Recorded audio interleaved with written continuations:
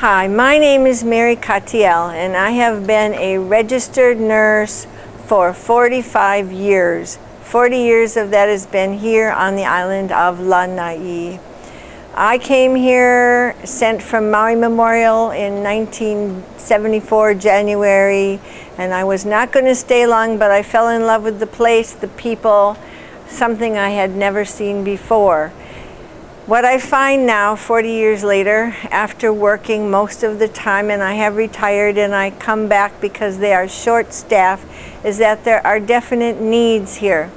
Because we are so small, this is a hospital, but we do not have anesthesia.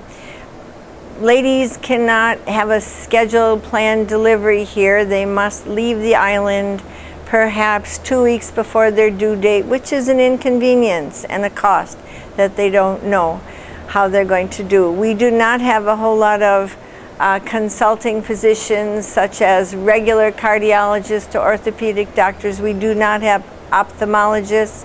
We have a podiatrist who comes once every 2 months. We have some really good staff here at the clinic, at public health, at the Hawaiian Health issue.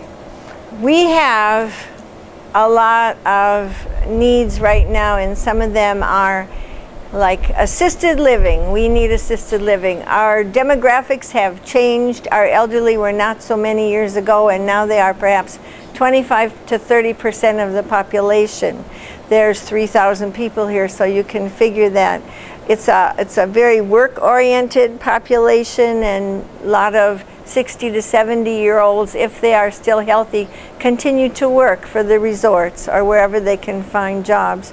Those people that find themselves too ill to continue but can still be at home are home, but we do not have a good home care health system right now. We're working on that. Years ago, it was part of public health to do home health care and to do the chronic disease well baby check, and then Medicare became more strict and authorized that this kind of patient had to be homebound, no wheelchairs out of the door. So that changed everything. We now would like to see some hospice, but we also need assisted living. So if we could have a new building or a renovated building, but a new building, single floor, taking care of all the needs, the laundry, the dietary, the housekeeping, and then maybe 1 or 2 beds for hospice, because you have to have 24-hour staff available. We don't have a lot of nurses right now. What we also do not have on this island is a pharmacy.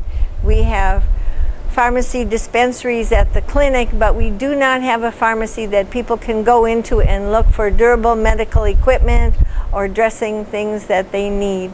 And that is really something that we depend on other islands to send us in the U.S. mail, okay, as long as people can guarantee they're going to get paid.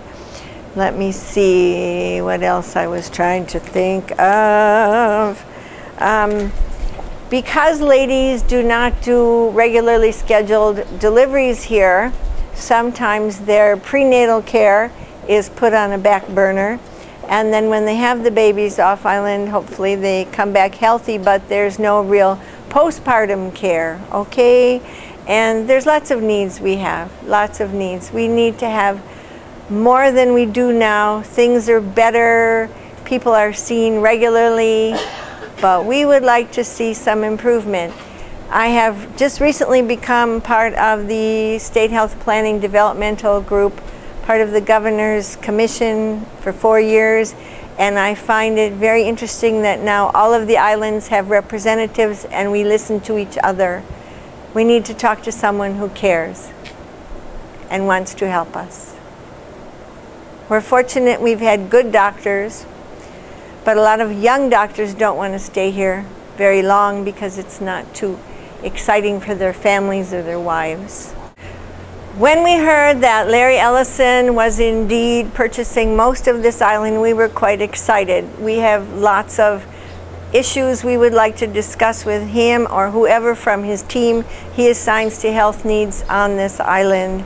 it would behoove him and all of us to sit down for a decent, informal session where we can tell him what we have, what we don't have anymore. I've heard good things about him, but there's too many unknowns right now. And I appreciate all of his endeavors, how he wants to make us self-sustaining. We would like that as well, so I can't wait to meet him, to meet his team who cares about health, and to have my coworkers participate as well. Thank you. Okay, my name is Butch Gima. I was born and raised on Lana'i. I went away for about 18 years and moved back in 1990. As far as mental health needs for a community, I work for the Adult Mental Health Division of the State Department of Health, State of Hawaii.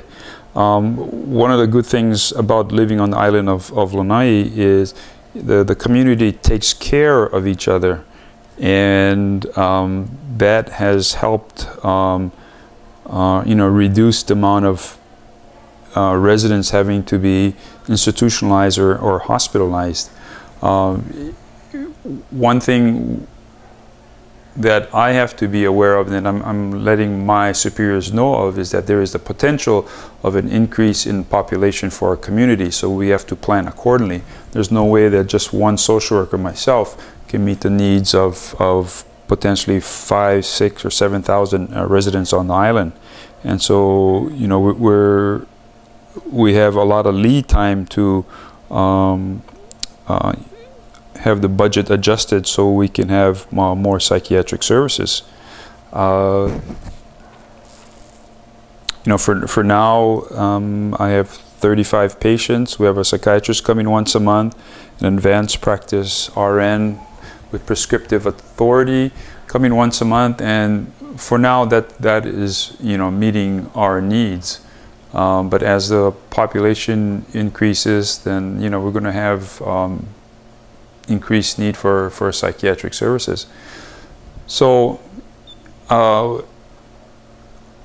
and that's going to have to come from the state. Now, if Larry Ellison wants to enter into a private partnership, in ensuring that there's more mental health services, I don't think the state would be adverse to that. And there are nonprofit agencies that can obtain purchase of service contracts to provide psychiatric services. So, that's another way that the assets of Larry Ellison can be, put to use. In terms of substance abuse services, same situation.